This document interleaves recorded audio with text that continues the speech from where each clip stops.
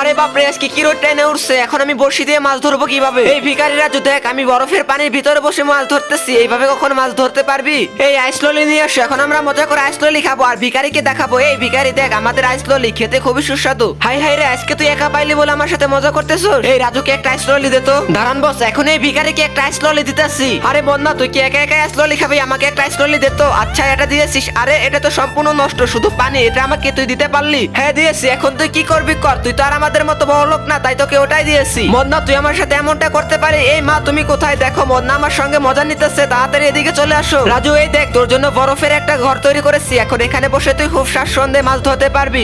এখানে বসে যে কি ভালো লাগতেছে। এই সাকিব, তাড়াতাড়ি আইসললি নিয়ে আসো, আজকে কোনোভাবে গরিবদের কাছে হারলে চলবে না। অনেকগুলো আইসললি হয়েছে, এখন মজা করে খাবো, গরিবরা তো আর খেতে পারবে না। ধন্যবাদ মা তোমাকে এত বড় আইসললি আনার জন্য। আচ্ছা মা, তুমি যে এত কষ্ট করে ভিডিও বানায়, কেউ তো লাইক করে না। যারা গরিবদের ভালোবাসে তারা সকলেই লাইক করে দিবে।